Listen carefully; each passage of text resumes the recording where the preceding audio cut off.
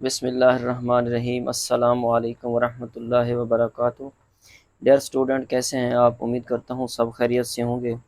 मैं आपका टीचर सैयद सरफराज अहमद बुखारी अपने चैनल सरफराज अहमद एकेडमी में आप सबको वेलकम करता हूँ। डियर स्टूडेंट, आज जो टॉपिक आई कॉम पार्ट 1 करने लगे हैं उसका नाम है अकाउंटिंग इक्वेशन। वीडियो शुरू करने से पहले मेरी आपसे रिक्वेस्ट है, चैनल को सब्सक्राइब कर दीजिए और बेल आइकॉन को प्रेस कर दीजिए ताकि हर नई आने वाली वीडियो का नोटिफिकेशन आपको मिलता रहे। तो आइए चलते हैं आज के नए टॉपिक की तरफ। कुछ दिनों से हमने अकाउंट इक्वेशन को स्टार्ट किया हुआ था। हमारे जो प्रीवियस क्वेश्चंस थे उसके अंदर हमने अपनी प्रॉब्लम्स जो थी, एक्सरसाइज जो थी, उसके क्वेश्चन नंबर 4 तक हमने हल कर लिए थे। 4 क्वेश्चंस जो है ना हमने हल कर लिए थे। आज हम करने लगे हैं अपना क्वेश्चन नंबर 5। आइए जी रीड आउट करते हैं, देखते हैं क्वेश्चन नंबर 5 को। जी डियर स्टूडेंट, आज देखते हैं हम क्वेश्चन नंबर 5 स्टार्ट करते हैं, क्योंकि पहले जो है हमने 4 क्वेश्चंस अटेंड कर लिए हैं, अच्छे तरीके से समझ लिया था। आज जो हमारी प्रॉब्लम्स का क्वेश्चन नंबर 5 है उसको देखते हैं। जी आइए रीड आउट करते हैं। Ahmed Shoaib started business on 1 जनवरी 2010। अहमद शुएब साहब हैं जो कारोबार स्टार्ट करना चाह रहे हैं 1 जनवरी 2010 को। And his transactions the month were as follows. ठीक हो गया। रिक्वायरमेंट सबसे पहले पढ़नी है क्वेश्चन की।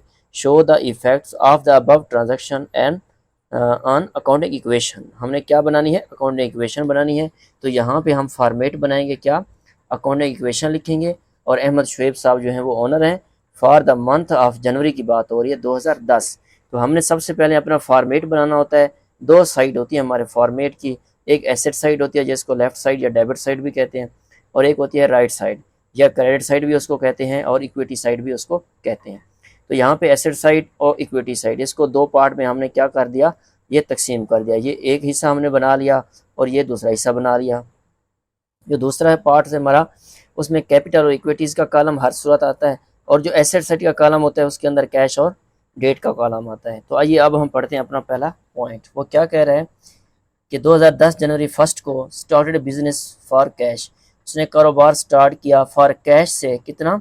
5 लाख रुपए लेकर आए कारोबार स्टार्ट करने के लिए। एक तो कैपिटल उसका बढ़ा 5 लाख से, और दूसरा कैश इजाफा हुआ।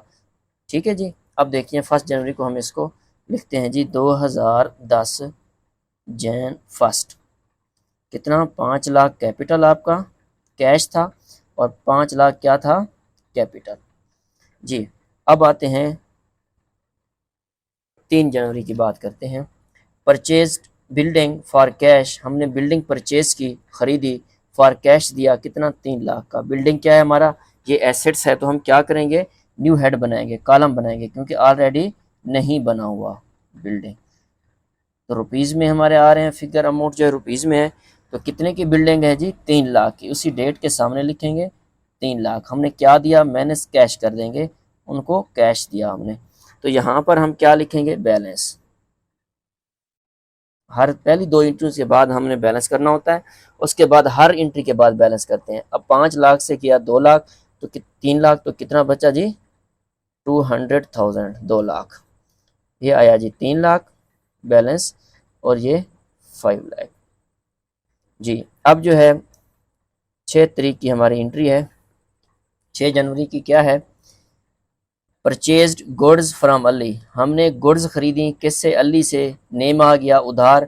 हमने बात की थी कि पॉइंट्स के अंदर अगर परचेज गुड्स के साथ या मर्चेंडाइज के साथ अली का जिक्र हो, अकाउंट ऑन अकाउंट का जिक्र हो, या ऑन क्रेडिट का जिक्र हो, या नेम का जिक्र हो, तो हमारा उधार होता है, क्रेडिटर्स होते हैं, हमने पैसे पे करने होते हैं बाद में। अब फ्रॉम अली की बात आ गई।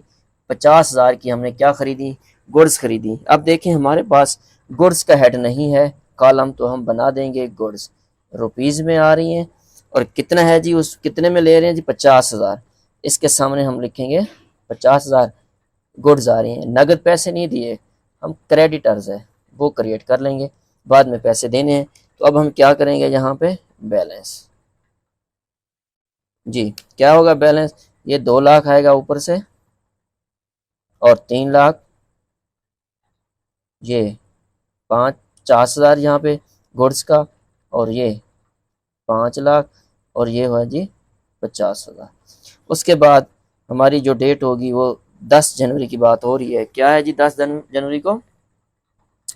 Sold goods to Ahmed. हमने चीज़ें गुड्स अशिया बेची, किसको दी? अहमद को उधार पे दी।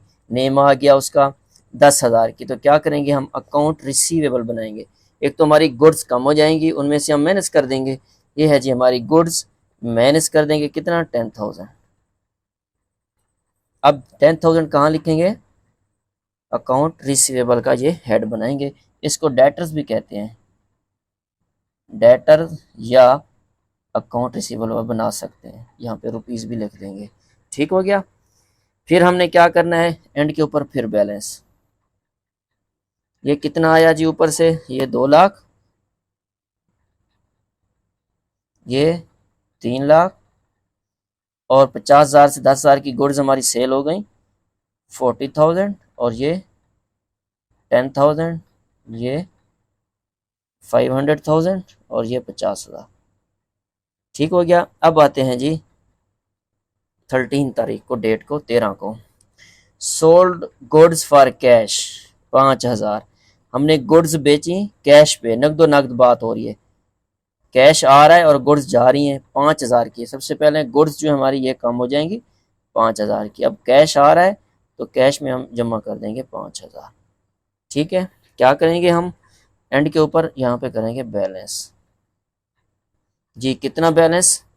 ये बन जाएगा 2,05,000, ये 3 लाख, और यहाँ पे आ जाएगा 35,000, और ये 10,000, और ये 5 लाख, और ये 50,000। अब आ जाएगी हमारी जी 15 डेट। कब?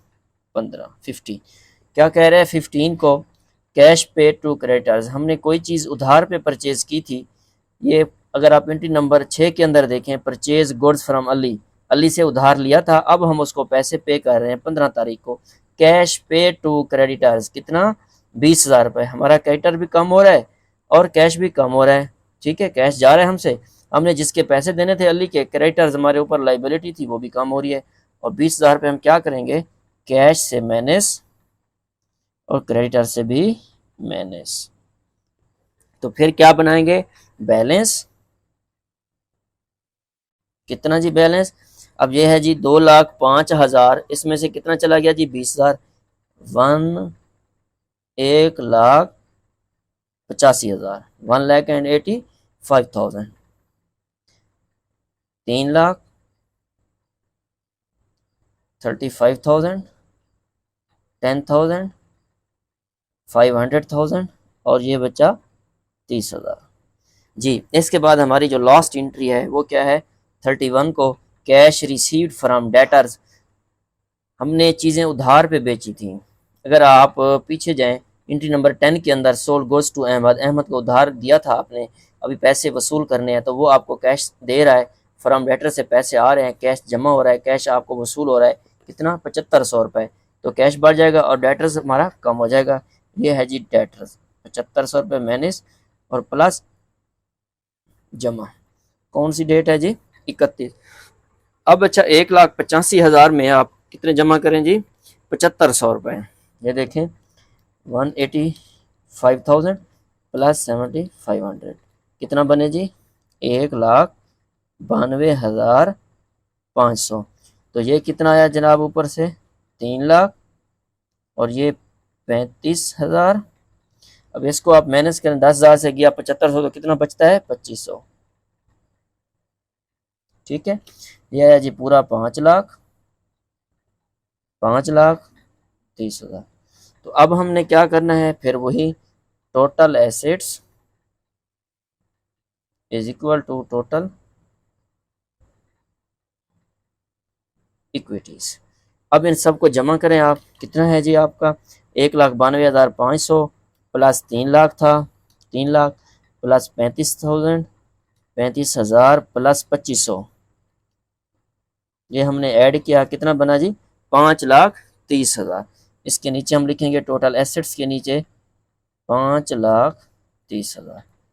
ये डबल लाइन लगा देंगे। फिर इसको जमा करें तो 5 लाख है, ये 30,000 इज इक्वल टू 5,30,000। ये आपका जो क्वेश्चन जो था, ये 5 क्वेश्चन कंप्लीट हो गया। अब हम चलेंगे अपने नेक्स्ट क्वेश्चन की तरफ, जो क्वेश्चन नंबर है कौन सा? 6। ये क्वेश्चन नंबर हमारा जो था वो 6 था, तो हम अब इसको सॉल्व करते हैं। वो कह रहे हैं जी following are the transactions of mister कौन है जी, बशीर एंड कंपनी है। ठीक है जी, ओनर कौन है, बशीर एंड कंपनी। अच्छा जी, इसकी रिक्वायरमेंट अगर हम पढ़ें, वो कह रहा है record the above transaction in are columnar from the headings. वही हम जिस तरह करते हैं इक्वेशन, उसी की बात कर रहे हैं। तो हम सबसे पहले क्या बनाएंगे, फॉर्मेट बनाएंगे, अकाउंटिंग इक्वेशन लिखेंगे और ऊपर हम M S Bashir and company लिखेंगे। नीचे उसने डेट नहीं दी, इसी वजह से हम नहीं लिखेंगे। सेम फॉर्मेट बनाएंगे, एसेट साइड होगी और हमारी इक्विटी साइड होगी।